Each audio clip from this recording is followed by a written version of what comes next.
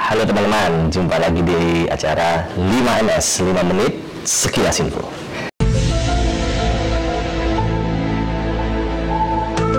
Jadi di pembahasan kali ini kita akan membahas tentang moisture ya, moisture pada trafo, baik di isolasi kertas maupun di isolasi minyak.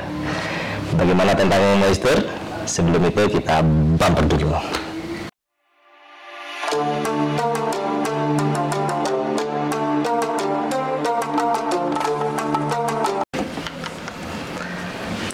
Baik, kita masuk ke pembahasan teman-teman. Jadi apa itu moisture? Moisture itu merupakan kadar air ya yang ada di trafo, baik itu di isolasi kertas maupun di isolasi minyak.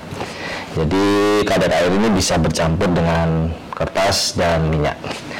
Asalnya moisture itu dalam arti kok bisa trafo ada moisture atau ada kadar airnya. Jadi asalnya ini karena proses, kalau di kertas ya, itu proses depolarisasi pada isolasi kertas itu menghasilkan moisture atau kadar air H2O. Sedangkan H2O ini mempercepat proses depolarisasi. Jadi siklusnya berputar. Depolarisasi menghasilkan H2O, H2O mempercepat proses depolarisasi. Jadi begitu terus sehingga sampai isolasi kertas tersebut benar-benar rusak, basah gitu ya.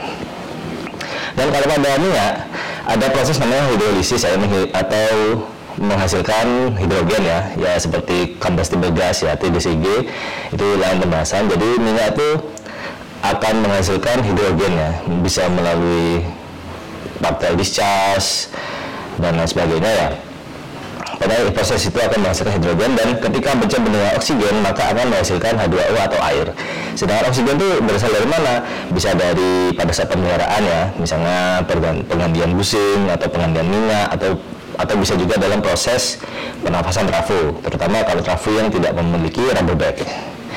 Dan di silikasinya juga mungkin rusak dan lain sebagainya. Dan arti dari udara luar trafo, oksigen bisa menyelinap masuk ke minyak sehingga bertemu dengan hidrogen menghasilkan H2O.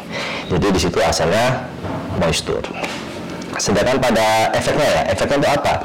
Moisture atau kadar air pada kertas itu akan berefek merusak kertas ya. Jadi seperti gini aja, kertas kalau kering kita gini kan ya, tek ini dia nggak akan mudah robek. Sedangkan kalau kita basah, kertas kita kasih air, kita basahkan, kita gini kan sedikit aja langsung robek. Nah seperti itu, sama seperti itu pada isolasi kertas di trafo. Jadi kalau isolasi kertas di trafo itu basah, dia akan mudah rusak dan akan mempercepat proses depolarisasi, juga akan merusak isolasi kertas tersebut.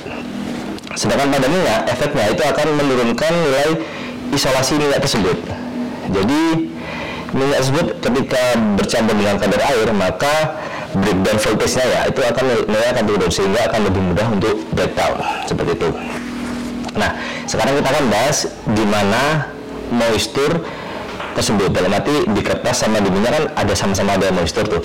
Nah, kita cari sekarang di manakah moisture yang lebih banyak, di kertas atau di minyak. Jadi teman-teman ya, jadi ketika ada trafo nih dengan oil dan paper ya, dan paper, trafo ini mempunyai 100 ton oil dan 13 ton kertas. Ini berat ya, beratnya minyak dan beratnya kertas. Nah, ketika water contentnya ada 40 ppm, maka maka air yang ada di minyak maka itu akan seberat 4 kg. Ini dari mana? Karena 40 ini kan 4 per million ya. Jadi dalam 100 ton, dalam setiap 1 ton itu ada 40 gram air. Nah, karena ini ada 100 ton, jadi ada 4000 gram. Jadi dalam minyak di trafo tersebut ada 4 kg minyak. Sedangkan pada kertas ya, 13 ton kertas itu water content-nya ketika kita uji di RENA ya, didapatkan angka 4% lah water content atau moisture-nya ya. Jadi 4% dari 13 ton, maka di kertas ada sekitar 520 kg air. Jadi di sini kita bisa simpulkan bahwa air itu jauh lebih banyak ada di kertas daripada di minyak. Seperti itu. Nah, hubungan ke depannya apa? Hubungannya adalah seperti ini. Misalnya ini tangki minyak ya, terus ini bilitan ya, ini kertas ya. Nah, kertas ini kan air di kertas tadi ada 520 kg. Sedangkan ini kan oil ya. Air di oil ada 4 kg. Nah, Hubungannya apa? Hubungannya ketika air itu panas ya, suhunya meningkat, pembebanan suhu meningkat, maka air yang ada di kertas ini akan lari ke minyak. Misalnya dari 520 gram jadi 400 kg. Jadi yang di minyak yang semula kadar airnya 4 kg menjadi 124 kg. Jadi kadar air di minyak akan meningkat. Nah, ini sangat berbahaya. Kenapa? Karena ketika kadar air meningkat dalam minyak, maka breakdown voltage minyak BDV ya, itu akan turun. Sehingga minyak lebih mudah breakdown dan trafo itu lebih mudah untuk breakdown. Isolasinya menurun, kekuatan isolasi menurun. Nah, ini bagaimana solusinya?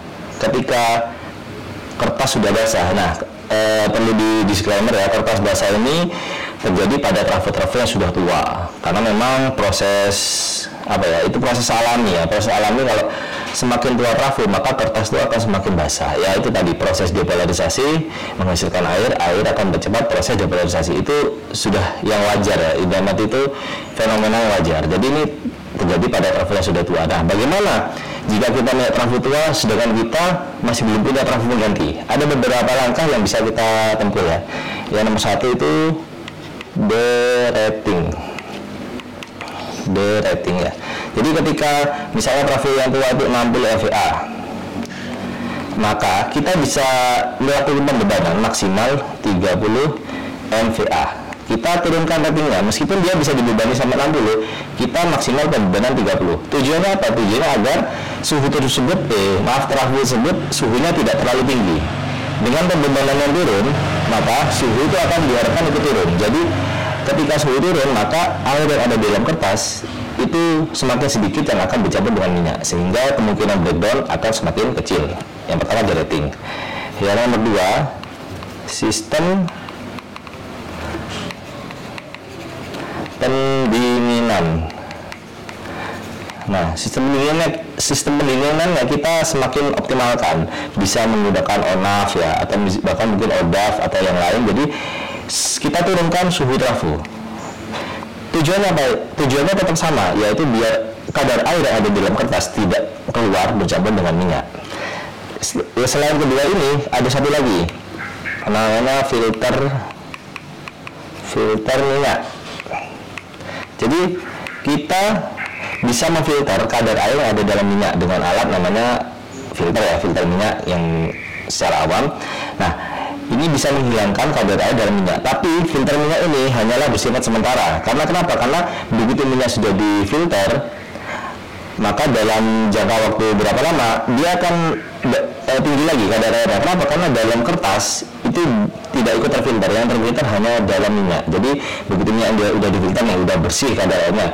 Nah, lambat laun air yang ada dalam kertas itu akan keluar membasahi minyak lagi. Jadi ini hanya bersifat sementara. Yang penting itu nomor satu derating, dan nomor dua sistem pendinginan harus semakin ditingkatkan agar tidak terlalu panas suhunya. Jadi intinya trafo yang sudah basah isolasi kertasnya tidak boleh panas sama sekali. Seperti itu. Baik teman-teman, demikian penjelasan tentang moisture ya.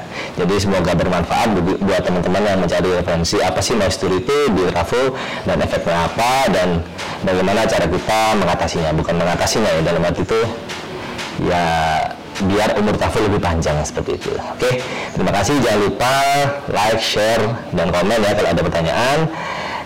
Dan terima kasih sudah menonton channel ini, video ini. Semoga bermanfaat. Assalamualaikum warahmatullahi wabarakatuh.